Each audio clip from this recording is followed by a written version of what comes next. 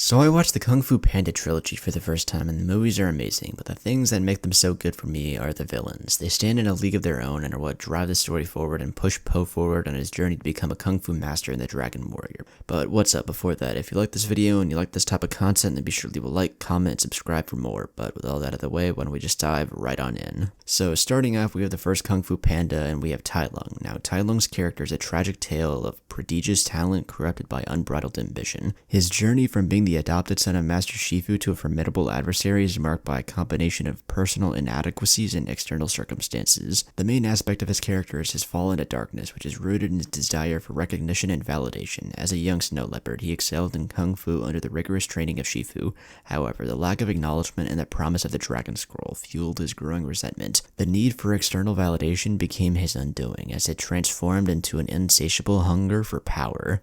The relationship between him and Shifu adds layers to the tragedy, though. Shifu, blinded by his own pride and desire for Tai Lung to fulfill the prophecy, fails to see the warning signs of his protege's growing darkness. The relationship between Shifu and Tai Lung shows the mentor-student dynamic and becoming a cautionary tale about the responsibilities of guiding and nurturing talent, which highlights the dangers of neglecting the emotional well-being of those under one's care. The Dragon Scroll becomes the embodiment of Tai Lung's fixation. His belief that possessing it would finally bring him the recognition he craves blinds him to the true essence of Kung Fu. The irony lies in the scroll's emptiness, a reflection of the internal void Tai Lung fails to fill. His obsession with the scroll symbolizes the peril of seeking external validation rather than finding fulfillment within oneself. And then in the final battle between him and Po, it's not just a physical clash, but a showdown of ideologies. Tai Lung's inability to understand that power lies within, rather than in external artifacts, becomes his downfall. His defeat serves as a poignant reminder of the consequences of succumbing to the dark allure of power, and the importance of balance in one's pursuit of greatness.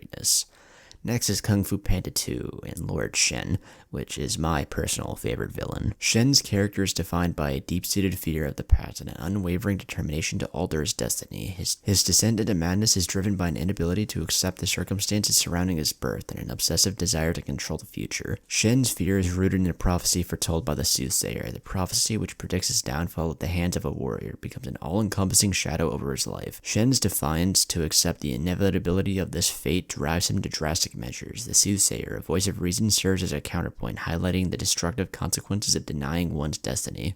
And Shen's response to the prophecy is to invent a weapon that will reshape the world and render kung fu obsolete. The cannon becomes a metaphor for his desire to control uncontrollable destiny itself. The destructive power of the weapon reflects Shen's internal turmoil and his willingness to sacrifice everything, including his own people, to avoid the fate he fears. And then with Shen's conflict with Po, it becomes a battleground of ideologies. Po, embracing his destiny as the Dragon Warrior, represents acceptance and growth. Shen, in contrast, symbolizes the consequence of denying and resisting fate. The clash between the two characters is not only physical, but also a clash of worldviews, with Po embodying the wisdom of acceptance and Shen personifying the destructive force of defiance. And after Shen's defeat, he realized the prophecy was right and that he couldn't change destiny, but in the end he accepts the outcome of what happened and accepts his death. And then in Kung Fu Panda 3 with Kai, and his main aspect is that he's driven by an insatiable obsession with power and desire for revenge. His character explores the cynical nature of power, the consequences of envy, and the possibility of redemption. Kai's journey begins with a sense of betrayal by Oogway, his brother in arms. Envy festers within him as Oogway ascends to the role of a wise leader, while Kai remains in the shadows. This envy transforms into an insatiable hunger for power,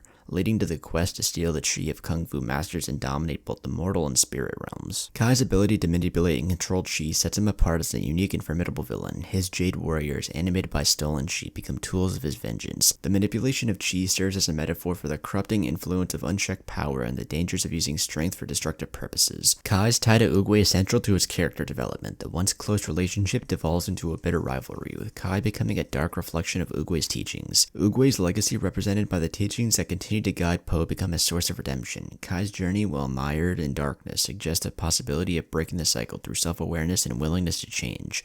The confrontation between Po and Kai transcends the physical realm, delving into the spiritual dimensions of Kung Fu. Po's realization of the significance of his own journey and the teachings of Oogway becomes the catalyst for facing Kai. The battle becomes a clash not only of physical prowess but also of spiritual resilience and the enduring legacy of wisdom.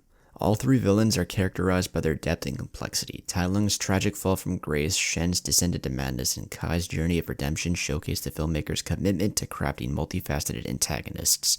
Each character is a product of their past, shaped by their choices and relationship. While Tai Lung's story revolves around the consequences of unchecked ambition, Shen's narrative explores the ramification of denying fate, and Kai's arc delves into the dark nature of power and redemption. The diversity of motives and themes across the trilogy adds richness to the storytelling, allowing each film to stand on its own while contributing to the overarching narrative.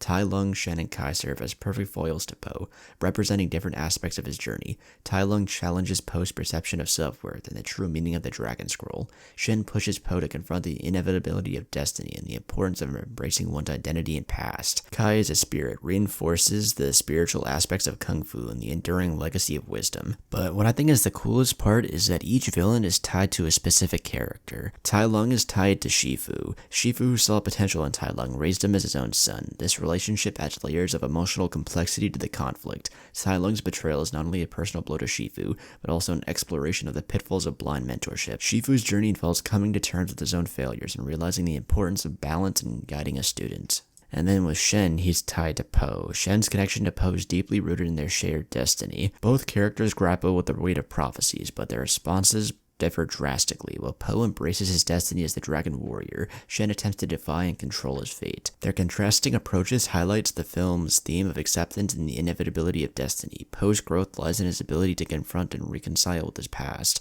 a lesson Shen tragically fails to learn. And then there's Kai with his tie to Oogway. They were once brothers in arms. Their relationship unravels due to Kai's lust for power. Oogway's decision to banish Kai becomes a pivotal moment that shapes both characters' destinies. Oogway, although absent physically, plays a crucial role in Po's journey, acting as a guiding force from beyond, and Po's realization of Oogway's teaching becomes a linchpin in his confrontation with Kai. Overall, the villains are amazing. With Tai Lung's tragic fall, Shen's fear of the past, and Kai's obsession with power, it creates a tapestry of complex characters that serve as mirrors to the protagonists. The films explore the consequences of unchecked ambition, the destructive nature of denying destiny, and the obsessive pursuit of power. As Po confronts these adversaries, he not only refines his kung fu skills but undergoes profound personal growth. The villains, intricately tied to mentors and pivotal moments in the protagonist's lives, contribute to the series as a whole. Kung Fu Panda stands as a testament to the power of storytelling in animated cinema, where villains are not merely obstacles but vessels for exploring the human condition and the enduring quest for self-discovery and redemption, just basically meaning that Kung Fu Panda's villains are really fucking good. But that'll bring an end to this video. If you enjoyed the video, then be sure to leave a like, comment, and subscribe. But with all that out of the way, I will see you all in the next one. Peace.